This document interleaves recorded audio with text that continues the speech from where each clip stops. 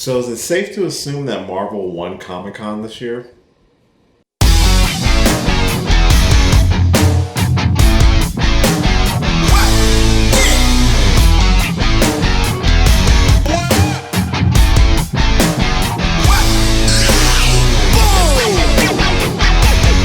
What is going on, everybody? It's your boy Will, and I'm here to do a rundown. I haven't done one of these in a while, and this is going to be the Comic-Con edition of Rundown. So this is basically my little quick recap video where I talk about a couple things going on in movies, television, whatever you want to call it. And this is going to be all centric around Comic-Con, which was this weekend. So I'm going to kind of break this down into two parts because there's really only two parts. The stuff from Comic-Con that I'm looking forward to that is not Marvel related, and then the Marvel Hall H panel that just took place last night where they info dropped a whole bunch of really awesome things that I'm so excited for with the announcement of the Phase 4 lineup. So with that being said, let me get started. Okay, so the first thing I do want to talk about is that they released the Star Trek Picard trailer at Comic-Con, which is for the new CBS All Access show that brings back Patrick Stewart as Jean-Luc Picard from Star Trek The Next Generations. Now, obviously, I'm a huge Star Wars fan. I am not as big of a Star Trek fan, but I did grow up on Next Generations and Star Trek Voyager, so this trailer was really exciting to watch. There wasn't a lot during the trailer that really tells you the story of it. It's really more so about what he's been doing post-retirement as a Starfleet captain. We are getting cameos by Brent Spiner as Data. He is returning as well as Jerry Ryan's 7 of 9 from Star Trek Voyager, which I was very excited to see because I really liked that character when I watched Star Trek Voyager. So that trailer looked really awesome. It seemed like I don't want to say it had like a Logan feel to it, but it was definitely exciting to see Patrick Stewart back in that role. And I know a lot of people are mixed on Star Trek Discovery from my understanding. I have not watched it, so I have no real opinion on the show. But I think for a lot of the hardcore fans, this is more of what they were hoping for, to have something that ties in more directly to some of the previous iterations of Star Trek. It's just an opinion. I don't know for sure. Again, I haven't watched Discovery, but this trailer did kind of pique my interest, and I might get CBS All Access because of it. So, way to go. So the CW had their panel as well, where they got to bring out all of their new stuff for the seasons of Arrow, Flash, Legends, Batwoman, Black Lightning. I think they just all did it as one big panel because it was going to be for Crisis on Infinite Earths, which is their huge crossover coming out this fall. This is also going to be the finale season of Arrow. So they had trailers for Arrow, they had trailers for Flash, they had trailers for Supergirl. Supergirl does have a brand new suit, which looks really cool. I think Arrow's also going to get a new suit for his last 10 episodes as well. They announced as well, which I found extremely interesting, was that Brandon Routh, who plays the Atom on Legends of Tomorrow, who also played Superman in the Superman Returns movie way back in the mid-2000s, he is actually reprising his role as Superman for Crisis on Infinite Earths, as well as Tyler Hutchinson.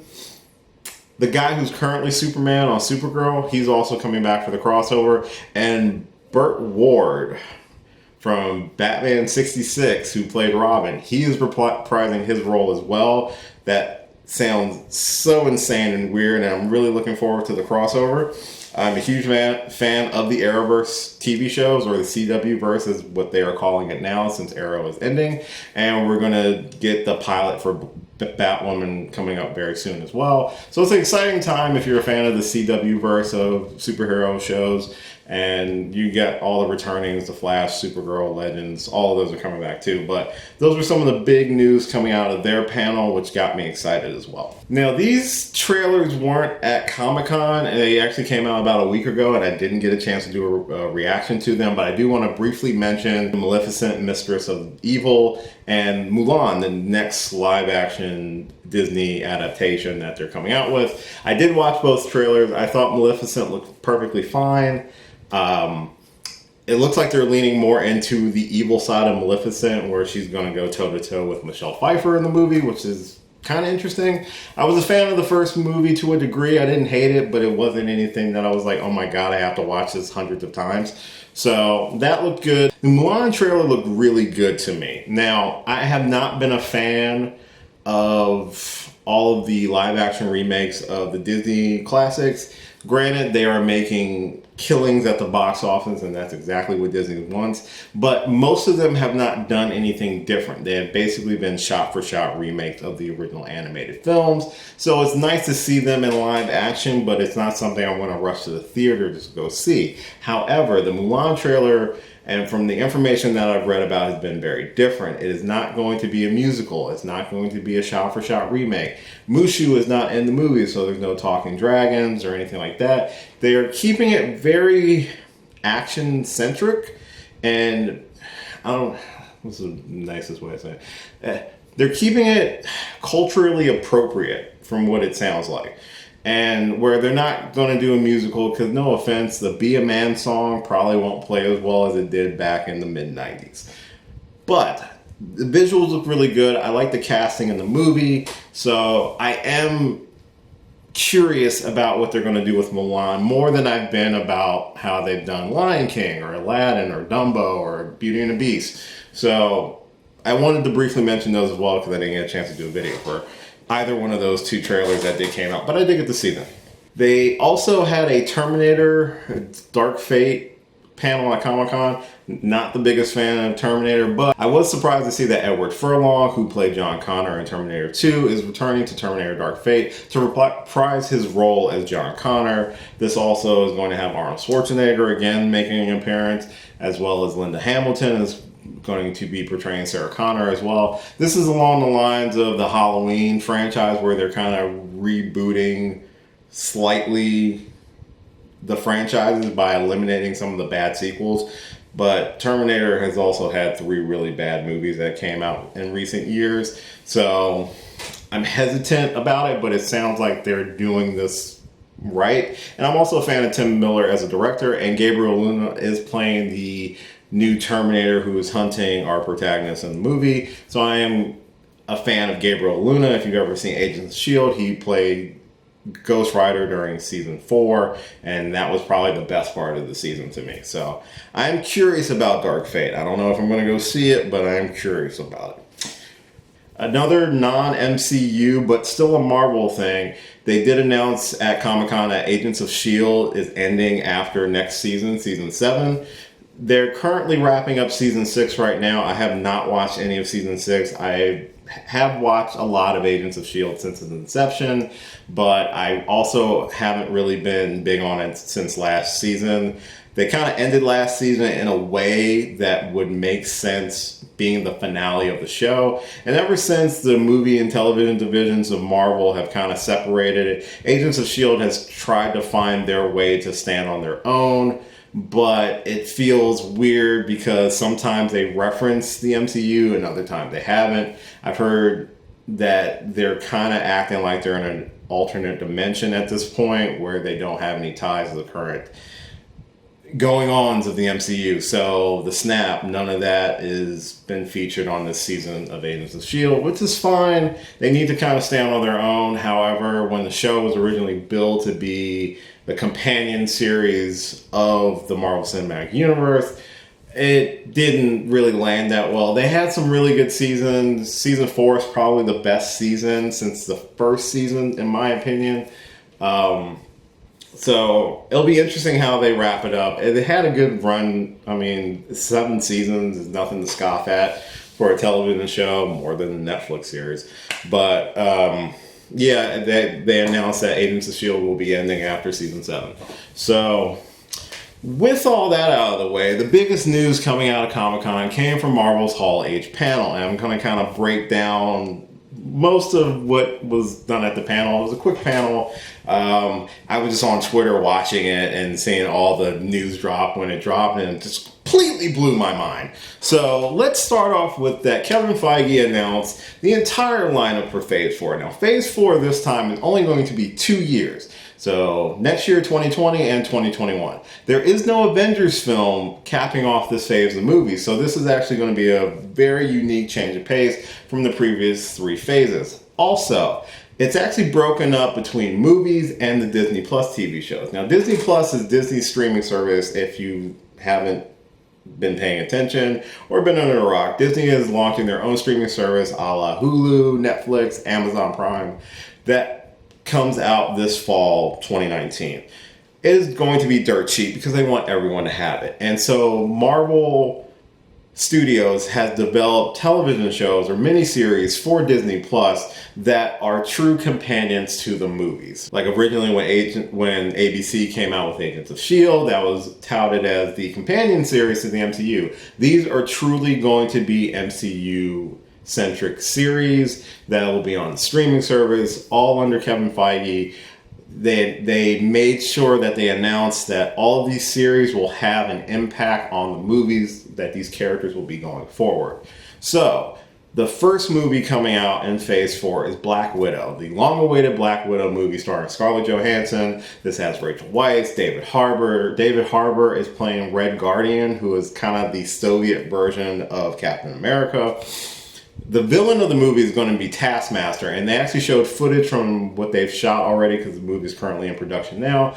It was mentioned that the footage was very Bourne Identity, Winter Soldier style combat and action, which is really cool. The movie is obviously a prequel, so quick spoiler alert for Avengers Endgame, Spider-Man Far From Home. Avengers Endgame, Black Widow sacrifices herself so that Avengers can get the Soul Stone. So this movie does take place after the events of Captain America: Civil War. They did confirm that during the panel, and we'll get to see Budapest. We'll get to see a couple things from her past. We'll get to meet another assassin or two from the Red Room where Widow was trained. So this seems like it's going to be kind of introduction to a potentially new Black Widow that will be in future MCU movies in a way that we can flesh out more of Natasha's story from the time period between Captain America: Civil War and Avengers: Infinity War. So they showed that footage. Everyone was tripping out about it. Taskmaster is the villain for Black Widow, and that is huge because Taskmaster is an amazing character from the comics. I really love his skill set. He can basically copy not abilities, but he can copy skill sets from other people. So that's going to be an interesting villain for Black Widow to have in her standalone movie. I doubt there will be a sequel, but who knows. So next up, they talked about the Eternals movie. We got release dates for the Eternals movie and Black Widow. They are both coming out in 2020. Black Widow is coming out May 1st, 2020. And the Eternals is coming out November 6th, 2020 as well. They brought out the entire cast, including Angelina Jolie, Selma Hayek, Kunal Najari. I'm butchering your name. I'm so sorry. So they brought the cast out, quick wave to the audience. They're getting ready to start production. It is a female director as well. There's a female director for Black Widow. So they're really showing off the fact that they're going to have a lot of diversity in their directing and their casting, a whole 9 yards. It looks really good. Didn't see any concept art or anything like that for Eternals. It's still fresh, so we don't know yet. But those were the first two that they revealed. Then they started to jump into the Disney Plus shows. The first show coming out in fall 2020 is going to be Falcon and Winter Soldier, which is basically Anthony Mackie, Sebastian Stan reprising roles as Falcon and Winter Soldier. They did confirm that this does take place after Avengers Endgame, so Steve Rogers is no longer Captain America. He passed the shield on to Sam Wilson. Will Sam Wilson be Captain America in the show? We don't know. It could be a combination of him accepting the mantle or getting ready to take the mantle. They also announced Emily Van Camp, who played Agent 13. She's returning for the series as well. And the villain of the series is going to be Daniel Bruhl's Helmut Zemo, who was the villain of Captain America: Civil War. If you saw my villains list, you know how highly ranked I am on Zemo. And they did show him with the purple mask on, so he will be Baron Zemo in the series. And I think that is awesome. I think so far these Disney Plus shows are really going to allow them to do things that they couldn't do with the movies, or to focus on characters who they don't necessarily want to give their own movie, but to give them a series of episodes to tell a more intimate story, you're going to flesh out these characters even more with the benefit of using Disney Plus as well as the movies to make a truly large universe, which I think they tried to do really with the Netflix and ABC, but it just didn't work. So they announced that series. They also announced WandaVision, which is the Scarlet Witch Vision series, which also takes place after the events of Avengers Endgame. So that's exciting to see. It's going to be interesting how they incorporate Vision, even though he got the gem ripped out of his head and died. That comes out in the spring of 2021, from my understanding. And also they announced, the next movie they announced was Doctor Strange in the Multiverse of Madness. That comes out May of 2021. That is a sequel to Doctor Strange. They announced Scott Derrickson is coming back to direct. Benedict Cumberbatch is returning. They've also announced that Elizabeth Olsen, Scarlet Witch, she will actually be a part of that movie as well. And they announced, I'm going to say they announced a lot of times, but they announced that the events and the things that happen in WandaVision, her series, are going to inform the Doctor Strange movie that is coming out in 2021. So that is exciting because they're literally telling us you have to watch WandaVision to fully appreciate Doctor Strange 2. And I think that's exciting and interesting. It sounds like it might be homework for some people, but I think it's actually really interesting because we might be getting some sort of twist on the House of M storyline, which could help bring mutants into the MCU. They also confirmed that Nightmare is going to be the villain of Doctor Strange in the Multiverse of Madness. The multiverse is a real thing, no matter what Mysterio lied about in Far From Home. It is a real thing, and that has me really excited. That's probably my most anticipated one on the list, but we've got some really good ones. And then, besides WandaVision, Loki is getting his series. They confirmed it is the Loki from the alternate timeline of 2012 who escaped with the Tesseract when they were going back in time for the heist in order to get the stones for Endgame.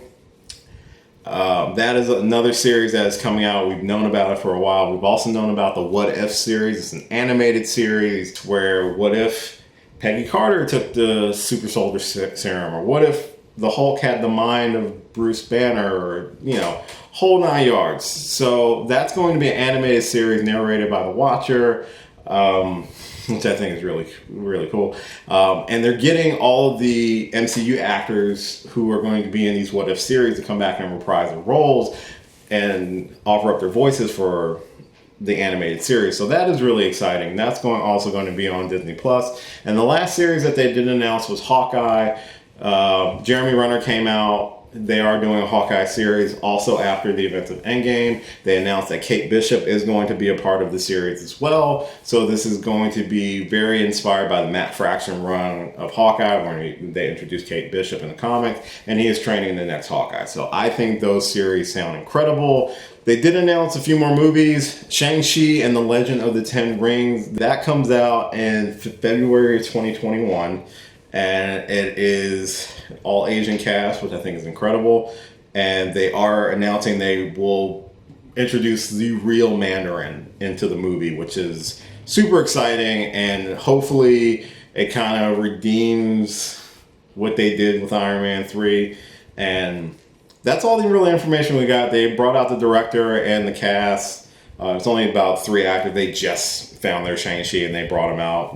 He even said he only got the call a few days before Comic-Con, which is insane. So the final movie of Marvel Phase 4 is going to be Thor 4, or Thor Love and Thunder, which I love the title. Taika Waititi is returning to direct Thor Love and Thunder. Chris Hemsworth, Tessa Thompson are both coming back. Valkyrie is still the Queen of Asgard, and they have announced that she is pure bi. She is LGBTQ all the way. I think that's exciting. The real showstopper of this announcement is that Natalie Portman, who played Jane Foster in the first 2 Thor movies, has returned to the MCU and will be playing the mighty Thor. That is pretty exciting. So what does this mean? Are they going to reforge Mjolnir? How are they going to do it? What's Thor's role going to be in the entire movie if Valkyrie is queen? And If Jane is going to be Thor, then what is Thor's role? Is he just a Bohemian Rhapsody guy who just walks around? Who knows? But that's going to be super exciting. The crowd went crazy to see Natalie Portman come out and accept the hammer. It was a really big moment, especially considering she wasn't really a fan of her role in the first two. And it's interesting how people's, opinions change over time. And she clearly wasn't, she obviously wasn't completely written off. I always say never say never. So that's exciting. And that's how they kind of ended the panel, with a few little tidbits. So they announced Captain Marvel 2, Black Panther 2, Guardians Volume 3. Those will be coming. They did a nice little quick drop that the Fantastic Four are coming. So they won't be a part of Phase 4, but the Fantastic Four are coming. And they did say they've got no time for mutants, which could be no more mutants, which ties into my WandaVision theory. Anyway. The final thing, and this to me blew the roof off of Hall H, was they invited Mahershala Ali, two-time Academy Award winner Mahershala Ali, came out on screen. If you remember, if you watch Luke Cage season 1, he played Cottonmouth on Luke Cage, and he was unceremoniously killed, unfortunately, but they brought him out on stage and said, hey, he's got his own hat, because everybody's wearing hats. Some for Black Widow, some for Doctor Strange. Everybody's wearing their different hats. So he was like, you got your own hat. Why don't you put that hat on? So he puts his hat on. It says Blade. Blade, man. Mahershala Ali will be playing Blade in the MCU eventually. Probably in Phase 5, which is freaking insane. They brought up the logo and whole 9 yards, and that's how they ended the panel. And that was like the mic drop of mic drops to me for Comic-Con. Marvel was gone for like 2 years. They hadn't been back since 2017.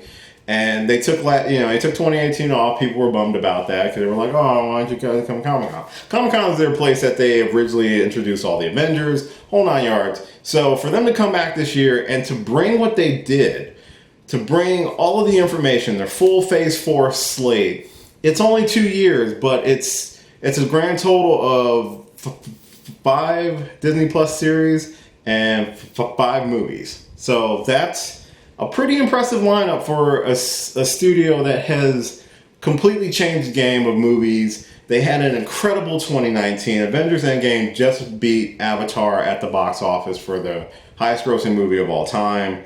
So the future's bright for the MCU. The future bright for comics and all these other series. So I wish I could have been at Comic-Con. I will go one day, and it will be amazing.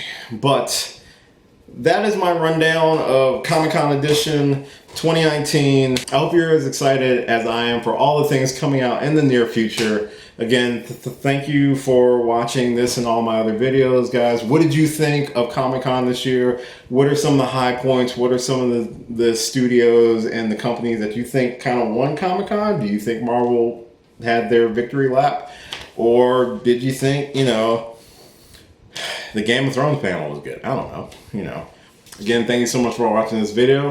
And until next time, catch you later. Hey, thanks so much for watching this video, and you made it all the way to the end. Aren't you special? If you did like this video, if you don't mind, give me a thumbs up on the description. As well, if you click on my face right over here, you can actually subscribe to the channel for more videos. And if you've got a few minutes, why don't you check out a video or two that are floating on the side right here. Later.